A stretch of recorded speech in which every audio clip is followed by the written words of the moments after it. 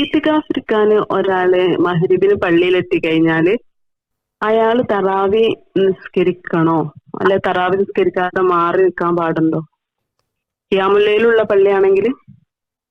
എന്തില്ല, ഇവിടെ എത്തിക്കാഫ് ഇരിക്കുക എന്ന് പറഞ്ഞാൽ പള്ളിയില് ഇബാദത്തുകളുമായി നമസ്കാരവും ഖുർആൻ പാരായണവും ദിക്റുകളും ദുആകളുമായിട്ട് പള്ളിയിൽ വചനം ഇരിക്കലാണ് എഴുതിക്കാഫ്.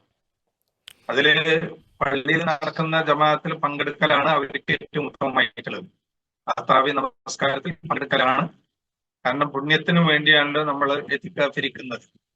എന്നാൽ അതിൽ നിന്ന് മാറി നിന്നു എന്നുള്ളത് കൊണ്ട് അവർക്ക് കുറ്റമൊന്നുമില്ല. കാരണം അതൊരു സുന്നത്തായ കാര്യമാണ് തറാവി നിസ്കാരം എന്നുള്ളത്. അപ്പൊ തറാവി ഉപേക്ഷിച്ച് അവിടെ ഖുർആൻ പാരായണം ചെയ്തിരുന്നു എന്നത് കൊണ്ട് അവർക്ക് അതിന് കുറ്റമൊന്നുമില്ല. എത്തിക്കാഫിനെ അത് ബാധിക്കുകയില്ല ഇൻഷാ അല്ലാഹ്.